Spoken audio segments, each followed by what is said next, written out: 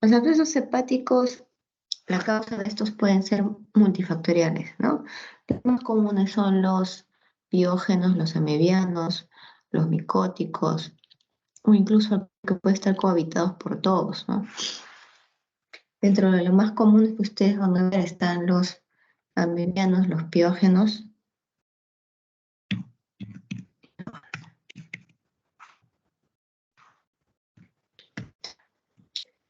los amebianos, los piógenos, ¿no? El más frecuente es el piógeno, el amebiano es más frecuente en aquellos países eh, como India, donde hay mucha población y las medidas de salubridad son muy pobres, ¿no? Miren acá en ustedes en esta diapositiva, vamos a hablar sobre los factores de riesgo, aquellos que incrementan el desarrollo por su condición de lo que son los abscesos hepáticos y aquellos que incrementan por algún tipo de característica de la mortalidad. De por sí, todos aquellos que nos bajen las defensas va a ser, vamos a ser más propensos de portar un absceso hepático, ¿no? Dentro de estas enfermedades tenemos la diabetes, la cirrosis hepática, aquellos pacientes que reciben quimioterapia, los varones, personas de mayor edad, y también como ustedes están viendo el uso muy crónico de lo que son las inhibidores de bomba de protones, ¿no?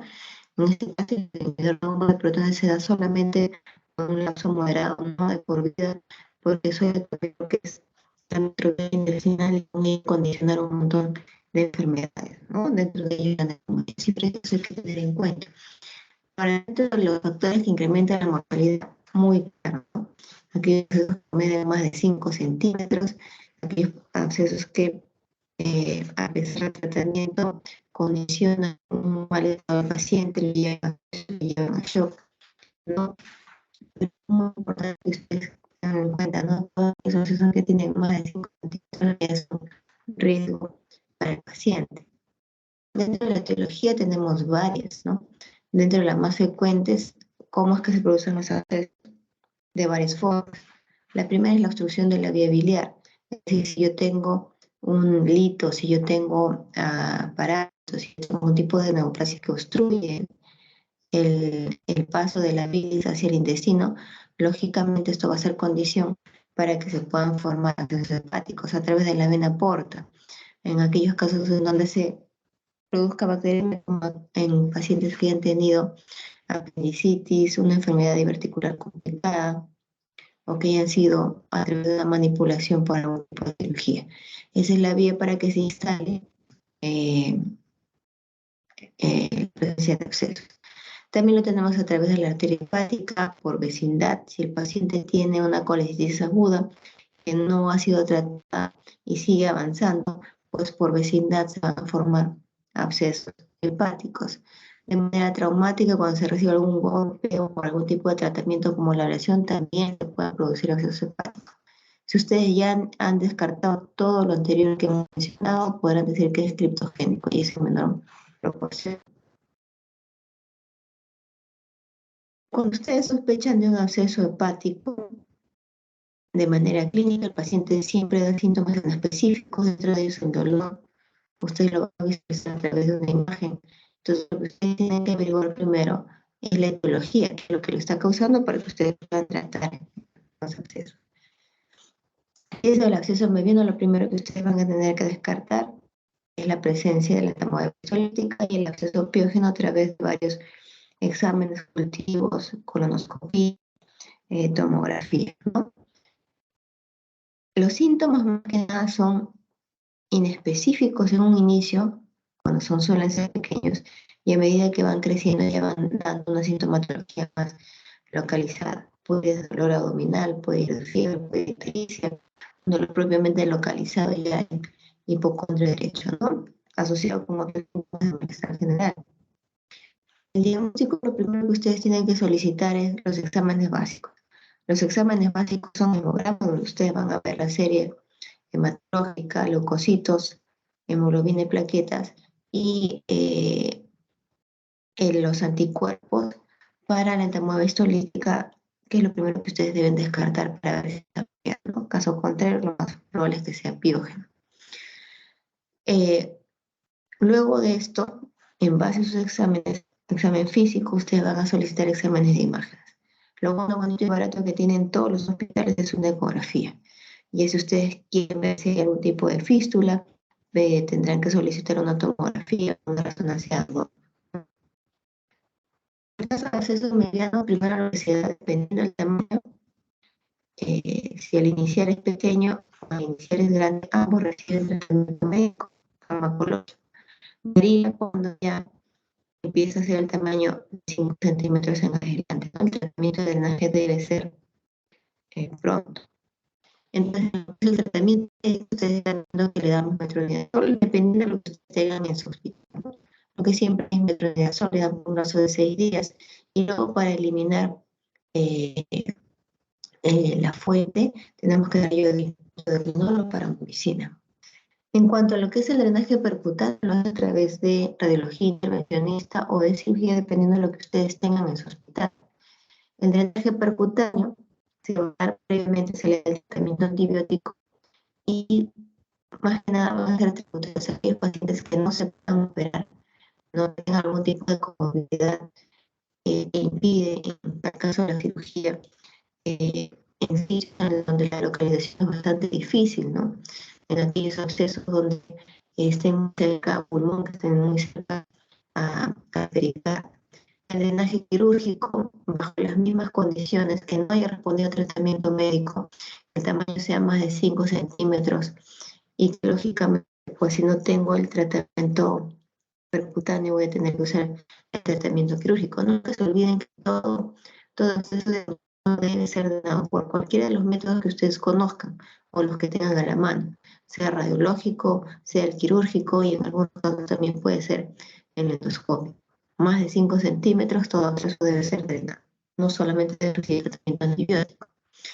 En el caso del piógeno, al ser multifactorial, entonces el antibiótico debe ser más amplio, van a recibir cefalosporinas, pueden recibir metronidazoles como el metronidazol o penicilina de amplio espectro, pero acá sí la duración es mayor, ¿no? De 4 a 6 semanas, bajo los mismos parámetros que el anterior, el drenaje percutáneo y el drenaje quirúrgico deben ser contemplados, de acuerdo a la experiencia que tenga el personal en donde ustedes laboran, de acuerdo a las características propias del paciente, como les decía, los pacientes que tengan comorbilidad y ya no sean tributarios de cirugía, no van a ser tributarios del quirúrgico, que se mide más de 5 centímetros, que tengan múltiples compartimientos en su interior, es decir, que sean multivinculados, van a ser un impedimento para que puedan hacer tratamiento radiológico, ¿no? Implicaría que ustedes tienen que estar colocando un stent en cada uno de los compartimentos, en cada uno de los locos. En ese caso, los pacientes también mejor con cirugía.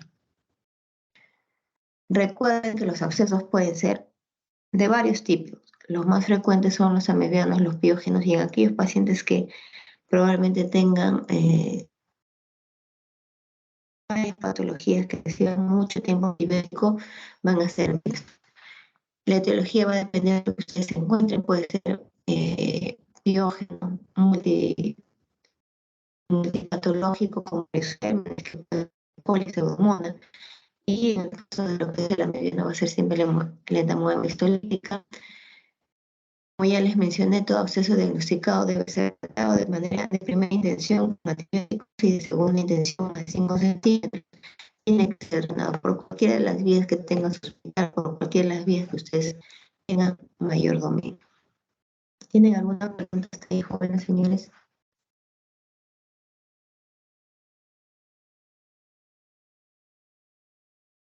Ninguna, ¿no? Si no hay más preguntas, pasamos al siguiente. Ninguna pregunta, doctora, me parece.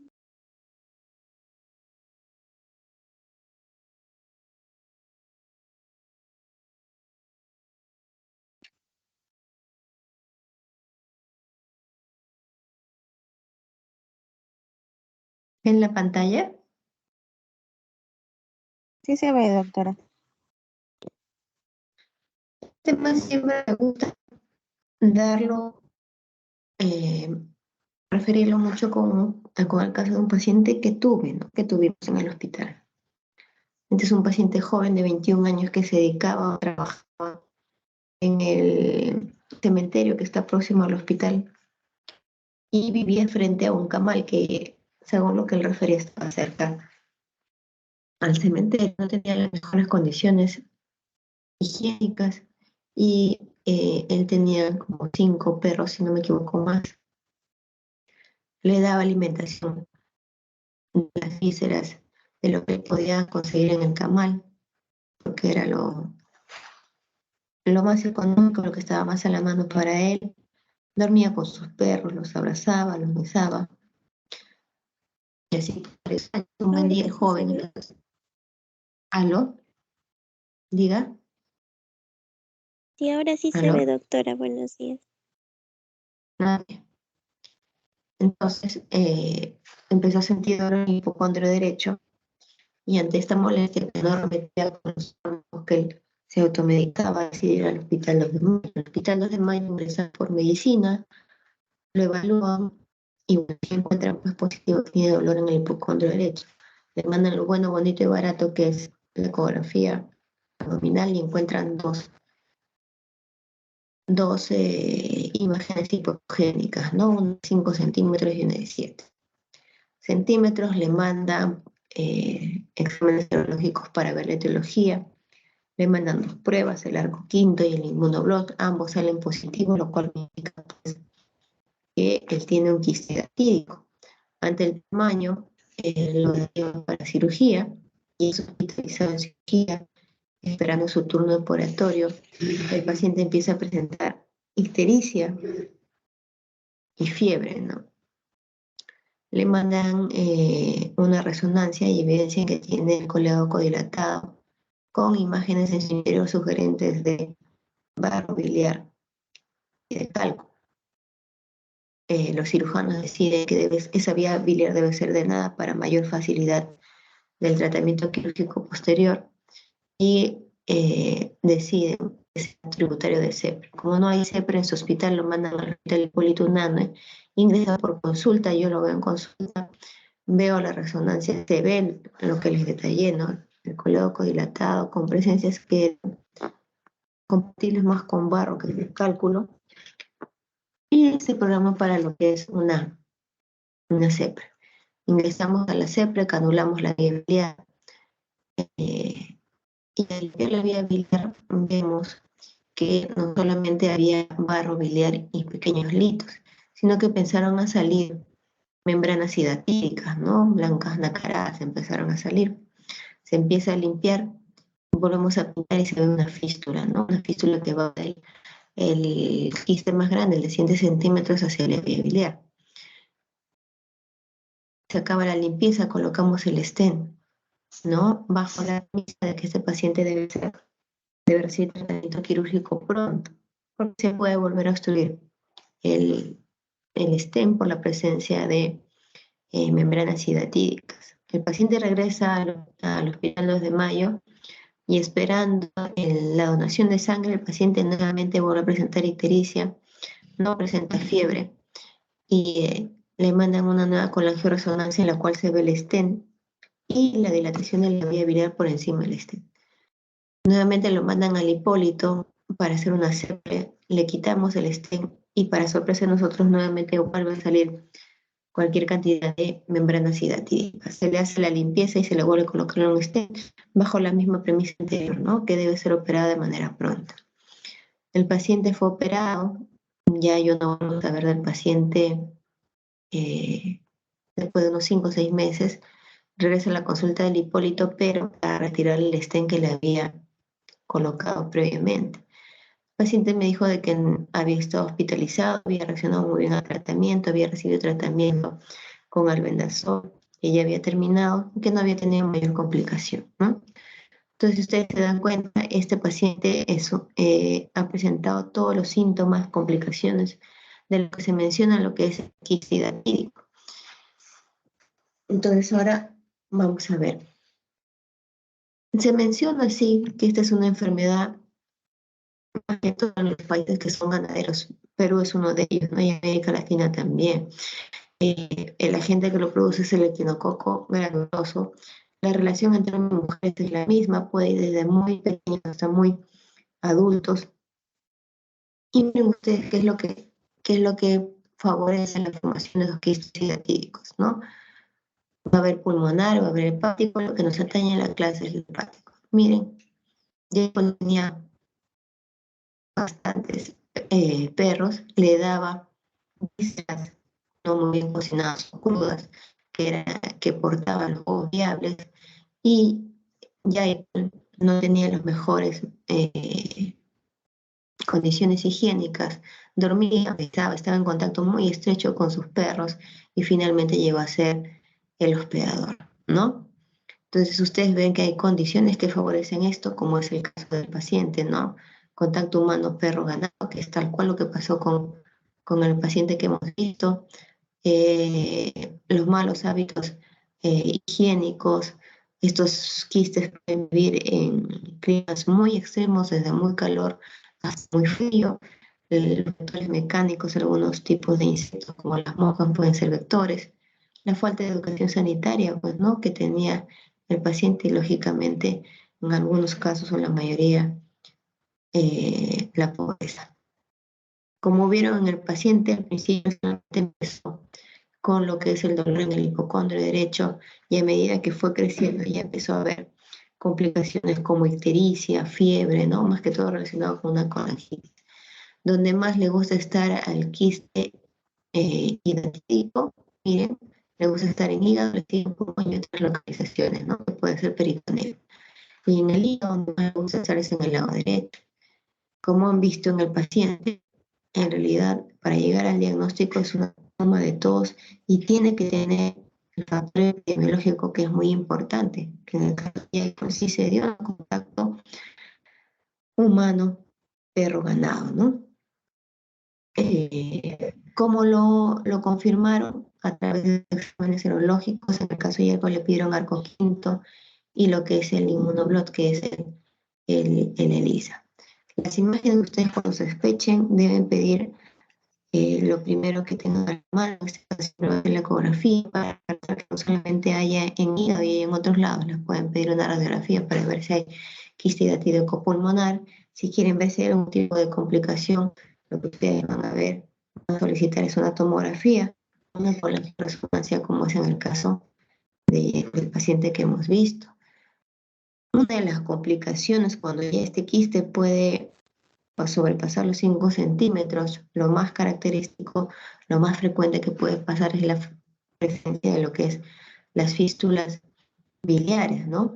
Es decir, que el quiste trate de drenar hacia algún punto, que puede ser la vía digestiva o la vía biliar, y forma un camino, ¿no? Ese camino se llama fístula.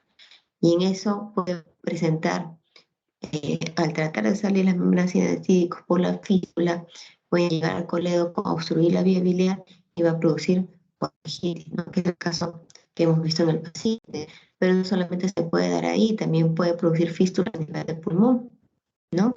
Y un quiste en pulmón trata de drenar de manera natural y va a producir un camino hacia el bronquio.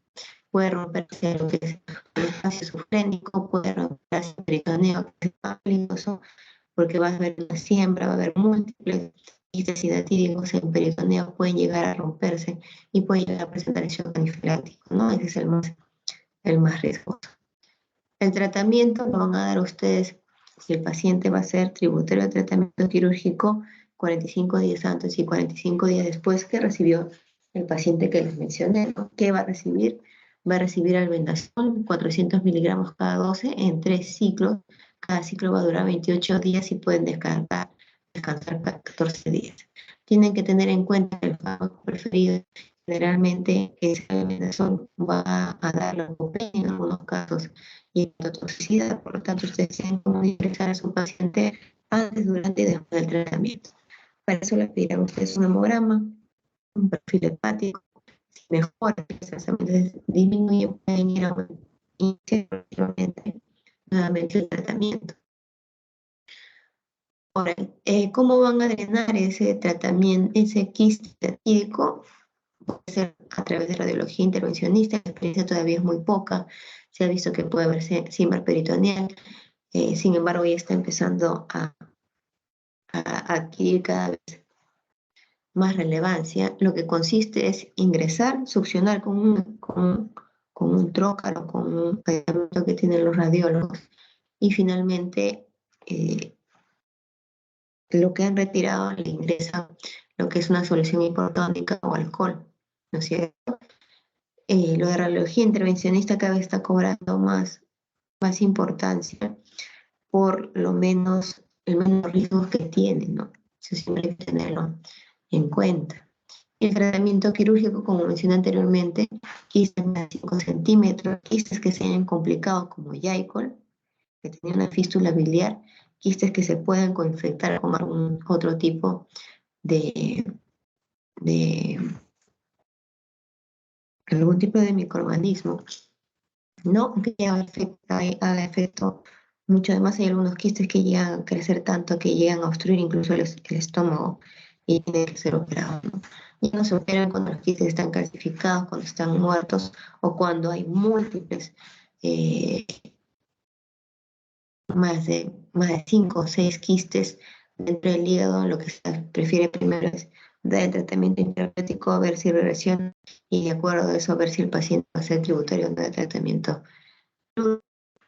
Recuerden que esto es una zoonosis endémica en países en situaciones que no provocan mucho, pues, la higiene, ¿no? Como es el caso del paciente que hemos visto. El cuadro clínico va a depender mucho de donde se ubique, eso es cierto, ¿no? Y si en el hígado van a ser, si son pequeños, en un inicio se hacen síntomas inespecíficos, y a medida que va creciendo puede haber dolor abdominal, fiebre, ictericia, ¿no? El diagnóstico va a ser una suma de todo, señores. El clínico que ustedes encuentran, el epidemiológico y el laboratorial, ¿no? Nunca se olviden de eso. No más le va a gustar el histidatídico, o sea, en el lóbulo hepático. De hecho, la complicación más frecuente que hemos visto era la presencia de fístulas que llegan a salir, las membranas hidatídicas, se acerca el eco, lo obstruyen, y lo que van a tener ustedes es un cuadro tan similar como si fuera por obstrucción de cálculos en el colédoco, ¿no? De la colitiasis. Puede llegar a ser colangitis, claro, es el caso de Yaiko. El tratamiento médico es lo primero que ustedes van a elegir, ¿no? Y dependiendo del acceso que ustedes tengan, si el hospital tiene experiencia en radiología intervencionista, drenarán a través de radiología intervencionista, caso contrario será tributario de cirugía. Señores, ¿está ahí alguna pregunta? Entonces ya hemos hecho lo que es el segmento de hígado.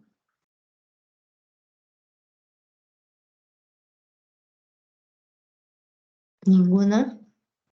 A ver. Ninguna, doctora.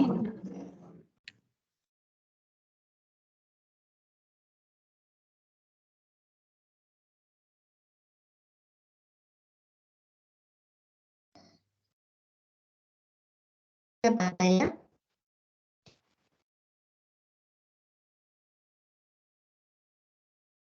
Demora un poquito en cargar, doctora. Veo negro.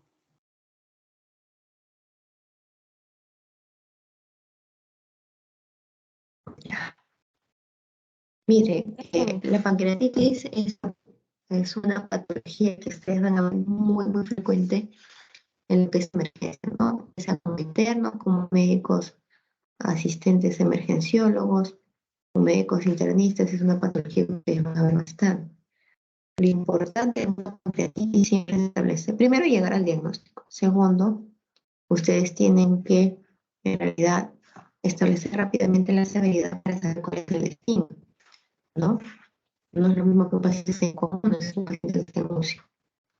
Luego de eso, ustedes tienen que dar el tratamiento pronto y oportuno, ¿no? Que está básicamente, se establecen 3 pilares, ¿no? La sedación, lo que es la analgesia y la analgesia. Lógicamente, algunos cuadros de pancreatitis se van a ver complicados con algún tipo de colecciones que finalmente ustedes, dependiendo del tamaño de la cirugía, van a tener que indicar en qué momento va a ser más preciso el drenaje. Ahora sí se ve la pantalla, señores. Sí se ve, doctora. Ya. Esta clase está basada en la guía del Colegio Americano sobre pancreatitis aguda, es uno de los más completos, ¿no? Entonces la guía menciona múltiples causas de lo que es la pancreatitis aguda y lo que lo produce, pero los más frecuentes a la cabeza está la obstrucción de la vía biliar, sea por cálculo, parásito o alcohólico. Le va a seguir a aquellos pacientes que tengan hipertrigliceridemia siempre y cuando tengan el dosaje de triglicéridos más de 1000. Y en aquellos pacientes que tengan más de 50 años siempre contemplar la posibilidad de un cáncer de páncreas. Esto ha cambiado, ¿no? Ahora, para lo que es el diagnóstico se postulan 3 criterios, de los cuales solamente deben cumplir 2. El criterio clínico es el dolor abdominal en epigastrio o hipocondrio derecho, que puede ir o no hacia el dorso lateral, ¿no? El laboratorio, amilasa y olipasa más de 3 veces el valor normal, y las imágenes que me certifican a mí que se ve el aumento del volumen del páncreas, ¿no? Entonces, ustedes pueden tener un paciente que tenga dolor y amilasa elevada y ser pancreatitis, y pueden tener un paciente con dolor abdominal que no tenga lipasa y amilasa, pero pueden tener una tomografía o una resonancia en la cual se ve el aumento del volumen del páncreas y decir que es pancreatitis. Sí. Pueden tener algún paciente que solamente cumpla con amilasa elevada, imágenes y no tener recuadro clínico característico también. Basta que cumplan dos criterios, nunca se olviden. Este cuadro es para recordarles que la pancreatitis puede evolucionar de dos formas. En la mayoría de los casos suele evolucionar a lo que es la intersticial, con una resolución pronta, 3-5 días. En algunos casos puede ser un pseudoquiste que puede ir regresionando en el lapso del tiempo, ¿no? El problema son aquellos pacientes que suelen cursar con una pancreatitis necrotizante, pueden establecer un fallo orgánico, llegar a una necrosis estéril o a una necrosis infectada, ¿no? En donde ya la posibilidad de mortalidad va a ser mayor. Pero una vez que ustedes hayan diagnosticado lo que es la pancreatitis, como les mencioné al inicio, tienen que saber cuál es la severidad que tienen, ¿no? De acuerdo a ustedes, esto lo van a mandar, si es una pancreatitis leve, lo van a mandar a común, si es moderadamente severa, la mandarán a intermedios, y si es una pancreatitis aguda, la van a tener que mandar a UCI. Entonces, lo que dice la guía es que se va a basar en lo que es el fallo orgánico, la presencia de complicaciones. El fallo orgánico puede ser transitorio, menos de 48 horas, o permanente, más de 48 horas, y la presencia de complicaciones locales, que básicamente son la formación de colecciones. Entonces, si no hay fallo orgánico y no hay complicaciones, la pancreatitis se da leve. En el otro extremo tenemos la pancreatitis aguda severa, en donde solamente basta con que haya fallo orgánico persistente para decir que es una pancreatitis aguda severa y debería. Y en el medio de ambos tenemos la pancreatitis aguda moderadamente severa, en el cual el fallo orgánico puede ser transitorio con o sin complicaciones locales. De ser así, entonces este paciente pasará a intermedios. Hay algunos signos que a mí me pueden decir que este paciente va a evolucionar a una pancreatitis aguda severa. Lo que más usamos nosotros, aparte de los que están viendo en pantalla, es la hemoconcentración, es decir, que el hematocrito tenga más de 33, el observar al paciente, de ver un IMC que tenga más de 30, que sea obeso, ¿no? La edad, son pequeñas cosas de manera ectoscópica que a nosotros nos va a poder decir que este paciente puede evolucionar a una pancreatitis aguda severa. Aparte de eso, pues tenemos todo lo que ustedes están viendo, ¿no? Que el paciente esté taquicárdico, taquipneico, que presente fiebre, que tenga derrame pleural, ¿no? Que tenga una PCR más de 50, son otros factores que me pueden decir que va a evolucionar hacia mayor severidad. ¿Y con qué establecemos la severidad? La guía menciona a través de la escala de Marshall o de VISA. Recuerden que la escala van a ser más utilizadas dependiendo de lo sencilla que sea para recordar. Pero ahora con la modernidad pues tienen incluso ustedes aplicaciones en las cuales ingresan los datos y van a tener el resultado, perdón. Entonces, el Marshall contempla lo que son los parámetros respiratorio, renal y cardiovascular, y dependiendo del puntaje que esta saquen, van a poder establecer si es 0 y 1 es una pancreatitis aguda leve, si está dosis 3 será moderadamente severa, y si saca más de 4, lógicamente meritará UCI. En el bíceps es mucho más sencillo, completa solamente 5 parámetros fáciles de recordar, a cada uno le da un puntaje, y si tiene más de 3, una pancreatitis aguda severa que debe ir a UCI. Miren, solo contempla urea, trastorno del sensorio, un sistema de respuesta inflamatoria sistémica, que es el SIRS, ¿no? Que tenga más de 60 años, la presencia de disfunción pleural. Mucho más sencillo de recordar. Dentro de las complicaciones locales que ya les he mencionado, lo primordial que ustedes van a ver son las colecciones, ¿no? Y estas colecciones van a depender del tipo de pancreatitis y de la evolución del tiempo. Es así que tengo aquellos pacientes que tienen menos de 4 semanas de una pancreatitis aguda intersticial.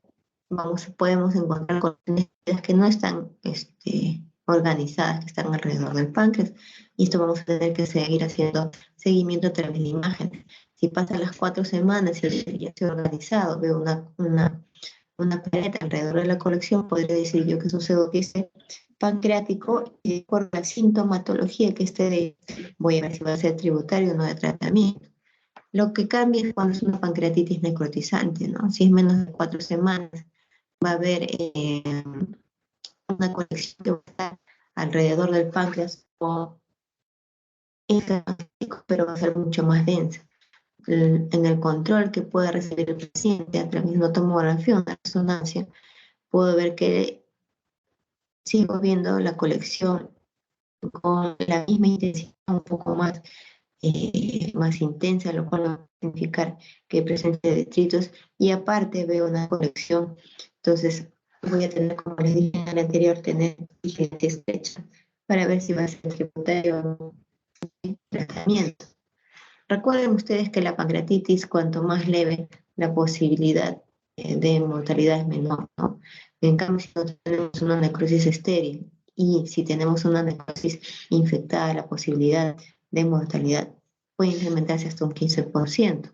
A más severidad, mayor posibilidad de poca recuperación, mayor posibilidad de mortalidad.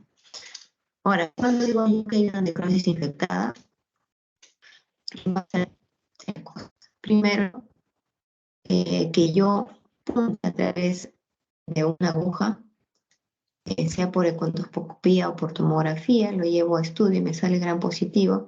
Este paciente está con una necrosis infectada y tiene que dar tratamiento, ¿no? Si a través de tomografía yo veo también la presencia de aire, también voy a decir que hay presencia de gérmenes anaerobios que están infectados. O si no tengo ninguna de las cosas anteriores, no tengo tomografía, no puedo hacer punción de aspiración con fina, tendría que hacer un descarte de todos los sistemas que puede haber infección. Si excluyo estas infecciones, sea pulmonar, sea dérmica, sea urinaria, pues lo más probable es que el paciente esté con una necrosis pancreática infectada, ¿no?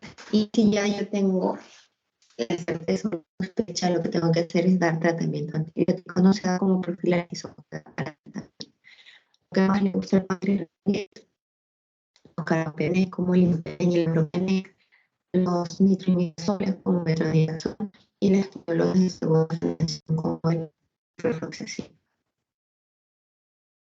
Ya establecer severidad, ahora lo que tengo que hacer es cómo voy a tratar a mi paciente a través de una hidratación endovenosa. Antes se decía que era enérgica, ahora se dice que es controlada, la analgesia y la nutrición. Perdón.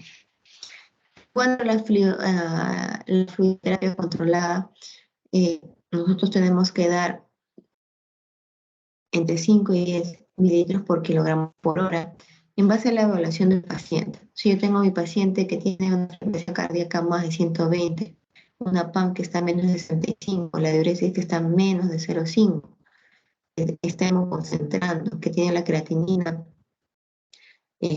más de 2, entonces lo que yo tengo que seguir dando es esa fluidoterapia controlada. Lo controlo hasta cada 6 horas por un lapso de hasta 3 días. Si yo veo que los parámetros mejoraron, que la frecuencia cardíaca está a menos de 120, la presión arterial media está entre 65 y 85, la diuresis mejoró, la creatinina bajó, ya no estamos concentrando, entonces probablemente mi paciente haya mejorado y voy a bajar cantidad de líquido que le voy a instaurar, ¿no? Otro punto importante es el dolor. Calmar el dolor es muy importante porque lo que ustedes anulan es la producción de citoquinas, que es lo que va a prolongar o perpetuar la inflamación.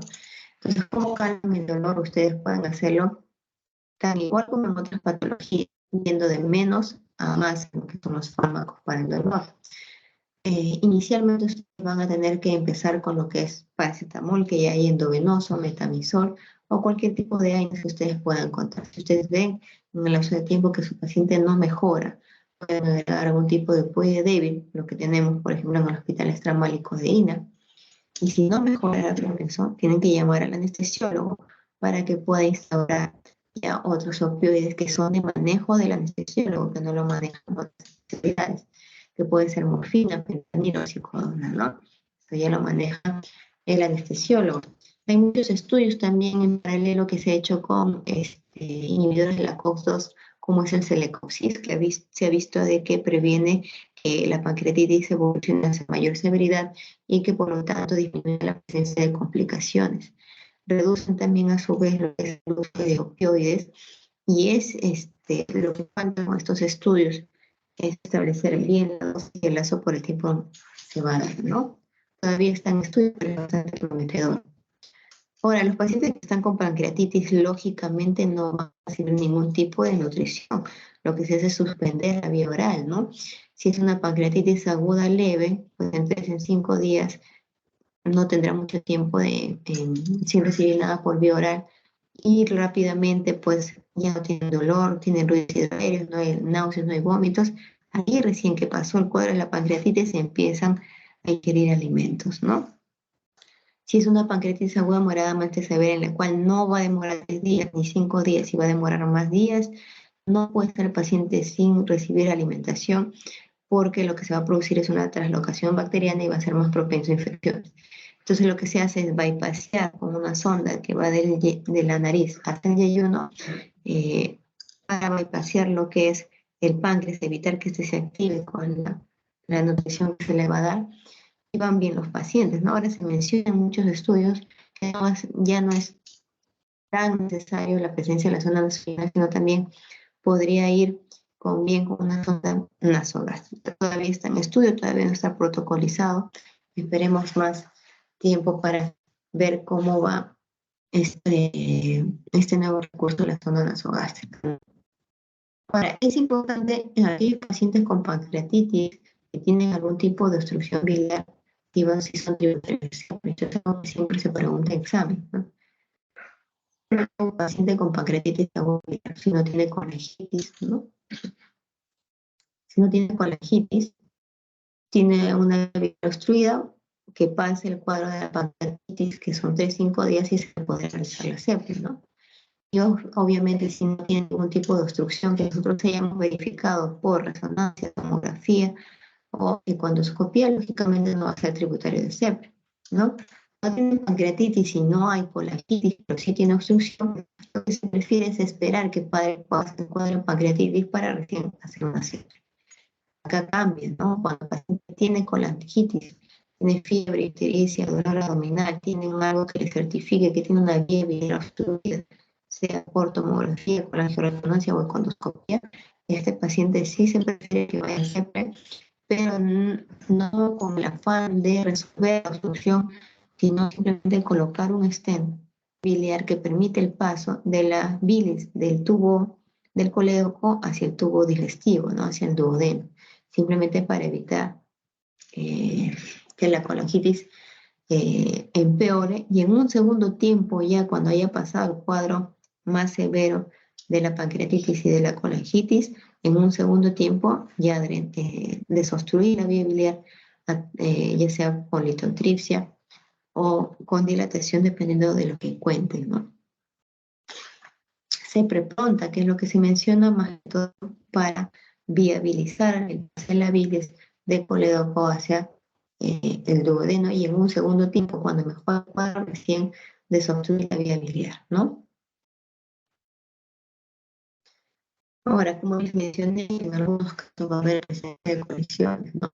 Dependiendo de si dan síntomas, va a ser tributario de drenaje. Puede ser endoscópico, puede ser percutáneo, puede ser quirúrgico. Para esas dos